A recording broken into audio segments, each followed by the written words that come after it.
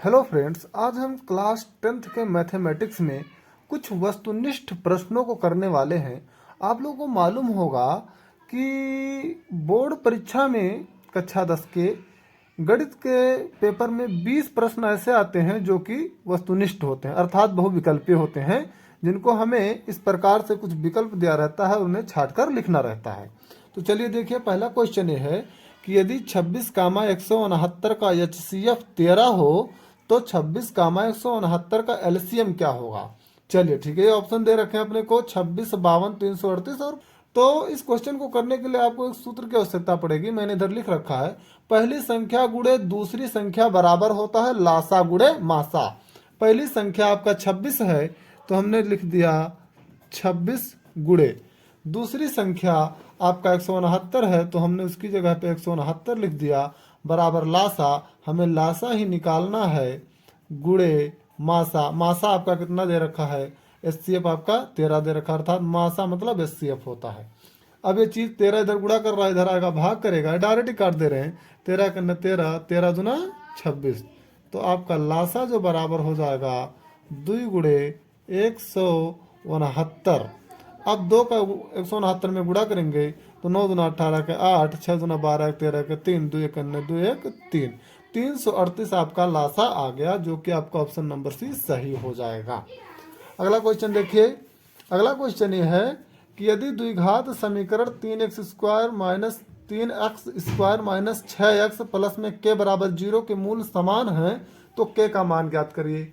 अच्छा, अगर मूल समान है तो आपका विविक्त कर आपका कितना होता है, 0। विविक्त कर बराबर होता है आपका, विविक्त कर बराबर होता है बी स्क्वायर माइनस 4AC। चूंकि अगर मूल समान है तो यह आपका किसके बराबर हो जाएगा, 0। अब हम जो है द्विघात समीकरण लिखते हैं, जो कि है आपका 3x स्क्वायर माइनस 6x धन के बराबर 0। अब इसको हम मानक समीकरण से तुलना करेंगे, द्विघात समीकरण के मानक समीकरण से, जो कि होता है ax स्क्वायर प्लस में bx प्लस में c बराबर 0। तो हमें मिलेगा a बराबर 3, b बराबर माइनस में 6 और c बराबर आपका आ गया k। अब हमें इसी कंडीशन को यूज करना है, आपका k का मान निकल जाएगा।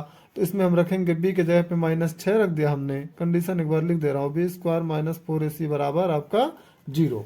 b के जगह पे माइनस 6 रखेंगे तो माइनस 6 का स्क्वायर माइनस 4 गुणे a का मान है 3 गुणे c का मान आपका है k, ये चीज आपका बराबर 0। 6 का स्क्वायर करेंगे तो हो जाएगा 36 और माइनस तो आपका स्क्वायर की वजह से प्लस हो जाएगा, 4 तियाएं 12 के बराबर 0। ये चीज माइनस में, इसको हम इधर लाएंगे तो प्लस में हो जाएगा, तो 36 बराबर हो जाएगा आपका 12 के। अब 12 से काट दे रहे हैं तो 12 तियाएं 36, अर्थात के बराबर आपका 3 आंसर। ये भी आपका एक MCQ ही था, मतलब वस्तुनिष्ठ प्रश्न ही था। क्वेश्चन नंबर 3 ये है कि एक अर्धवृत्ताकार चाप का परिमाप 72 सेंटीमीटर है तो इसका व्यास क्या होगा। तो सबसे पहले मैं एक इधर अर्धवृत्ताकार चाप बना देता हूँ, चाँद, सॉरी, एक अर्धवृत्ताकार मैंने क्या किया, इधर चाँद बना दिया।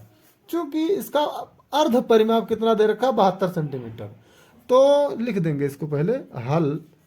अर्ध परिमाप कितना दे रखा आपका, अर्ध परिमाप आपका दे रखा है 72 सेंटीमीटर।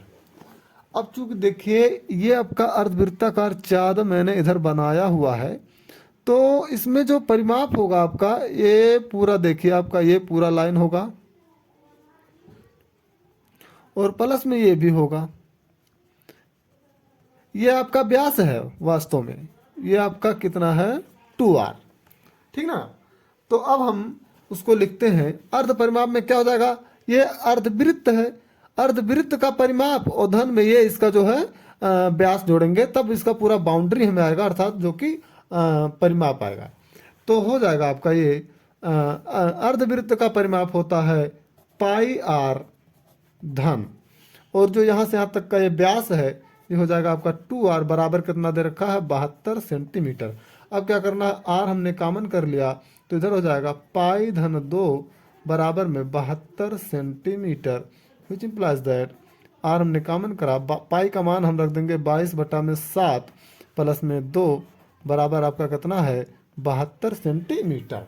अब देखिए इधर 7 का हम जब 7 और 1 का लासा लेकर इसको हल करेंगे तो कुछ इस प्रकार होगा। ये हो जाएगा आपका लासा 7 हो जाएगा और 22 हो जाएगा आपका प्लस में 7 दूना 14, ये चीज़ बराबर आपका 72, which implies that r into 22 में हम 14 जोड़ेंगे कितना हो जाएगा, 4 2 6 2 1 3, 36 बटा में 7 बराबर 72। 36 से करने 36, 36 दूना 72, 7 इधर भाग कर रहा है, इधर आएगा गुणा करेगा, तो विच इम्प्लाइज दैट r बराबर 7 दूना 14। ये आपका त्रिज्या आ गया है। और आपसे पूछा क्या है क्वेश्चन में, व्यास। आपसे क्या क्वेश्चन में पूछा है, व्यास। तो व्यास बराबर होता है 2 गुणे त्रिज्या, 2 गुणे त्रिज्या, 2 गुणे त्रिज्या आपका 14 सेंटीमीटर है, अर्थात 14 दूना 28 सेंटीमीटर। ये आपका आंसर हो जाएगा। ये सब क्वेश्चन एक एक नंबर के हैं। अगला क्वेश्चन था कि 10 व्यक्तियों के भार का समांतर माध्य 45.6 kg है, तब उनके भारों का योगफल क्या है। इसमें सबसे पहले हम समांतर माध्य का एक फार्मूला लिखना चाहेंगे। समांतर माध्य बराबर होता है आपका कुल पदों का योग, कुल पदों का योग बटे में कुल पदों की संख्या, कुल पदों की संख्या। यही फार्मूला आपका औसत का भी होता है। तो समांतर माध्य कितना दे रखा है, 45.6 बराबर कुल पदों का योग ही तो हमें निकालना है, अर्थात कुल भारों का योगफल निकालना। तो इसके जगह पे हो जाएगा कुल भारों का योगफल, कुल भारों का योग बटे में कुल पदों की संख्या। कुल पद कितने हैं, अर्थात कुल व्यक्ति कितने हैं, 10 व्यक्ति हैं, तो इधर हो जाएगा 10। चूंकि 10 इधर भाग कर रहा है, इधर आएगा आपका गुणा करेगा। तो व्हिच इंप्लाइज दैट कुल भारों का योगफल, कुल भारों का योगफल बराबर, इधर आपका 10 भाग कर रहा है, इधर क्या करेगा गुणा। तो 45.6 गुणे में 10। अब 10 से जब गुणा होगा तो दशमलव हट जाएगा, तो हो जाएगा आपका 456 kg आंसर। कितना हो जाएगा, 456 kg आंसर। अगला क्वेश्चन देखते हैं। क्वेश्चन नंबर 5 यह है कि द्विघात समीकरण 3x स्क्वायर माइनस 4x बराबर 0 के मूलों का गुणनफल क्या होगा। तो चलिए सबसे पहले हम इसको मानक समीकरण के रूप में लिख लेते हैं। 3x square minus 4x plus में 0 बराबर 0, हम इसको इस प्रकार लिख सकते हैं क्योंकि द्विघात समीकरण का जो मानक समीकरण है वो कुछ इस प्रकार होता है, ax square plus bx plus c बराबर 0।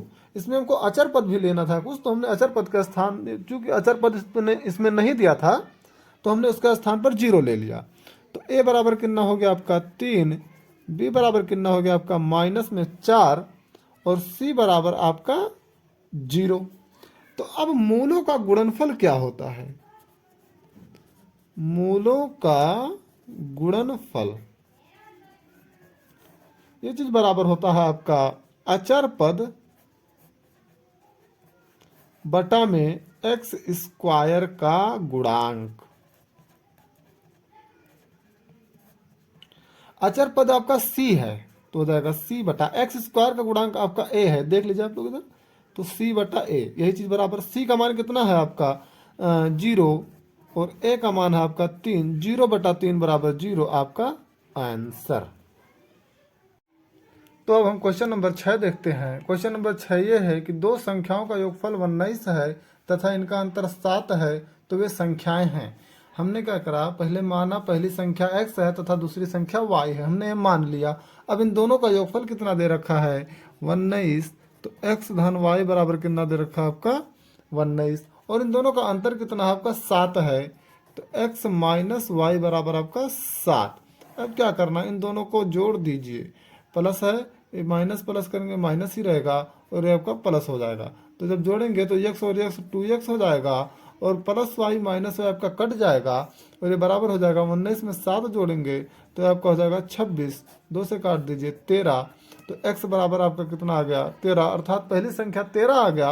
अब आप इस समीकरण 1 में x बराबर 13 रख दीजिए, तो x बराबर 13 जब धरेंगे तो उसकी जगह हमने 13 रख दिया और धन में y बराबर आपका 19 है तो 13 इधर आएगा तो माइनस में हो जाएगा, तो आई बराबर 19 माइनस 13 बराबर में आपका 6 हो जाएगा आंसर। x बराबर 13 और y बराबर 6 आपका आंसर हो जाएगा। क्वेश्चन नंबर 7 देखिए, यदि 2 cos थीटा बराबर 1 है तो थीटा का मान कितना होगा। चलिए देखिए इसे कैसे करते हैं। 2 cos थीटा बराबर 1, तो अब देखिए 2 इधर गुणा कर रहा है, इधर आएगा आपका भाग करेगा, तो cos थीटा बराबर 1/2। अब cos कितने डिग्री का मान 1/2 होता है, तो cos 60 डिग्री का मान 1/2 होता है। तो हम उधर लिखेंगे cos थीटा बराबर cos 60 डिग्री। इस 1/2 के स्थान पर हमने cos 60 डिग्री लिख दिया, क्योंकि cos 60 डिग्री का मान 1/2 होता है। तो थीटा बराबर कितना आ गया आपका 60 डिग्री आंसर। ये आपका क्वेश्चन जो है 1 नंबर का है, देखिए कितना छोटा है। अगला क्वेश्चन है, यदि tan थीटा बराबर 8/15 तो cosec थीटा बराबर क्वेश्चन मार्क। क्योंकि tan थीटा बराबर कितना है आपका 8/15, तो यही चीज बराबर आपका होता है लंब बटा आधार। लंब बटा आधार, tan थीटा बराबर कितना, तो लंब बटा आधार। लंब कितना है आपका 8 है, लंब के सामने देखिए कितना लिखा हुआ 8, और आधार के सामने कितना लिखा हुआ है आपका 15। अब एक ट्रिपलेट होता है 8 15 17 का, ट्रिपलेट होता है 8 15 17, अर्थात एक समकोण त्रिभुज है अगर, तो इसमें आपका ये लंब है, ये आधार है और ये कर्ण है।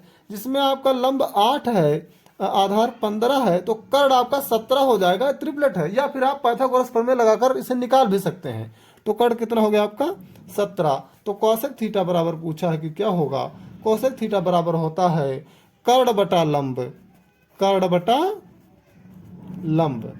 तो कर्ण कितना है आपका 17 है और लंब कितना है आपका 8 है, 17/8 आपका ये आंसर हो गया।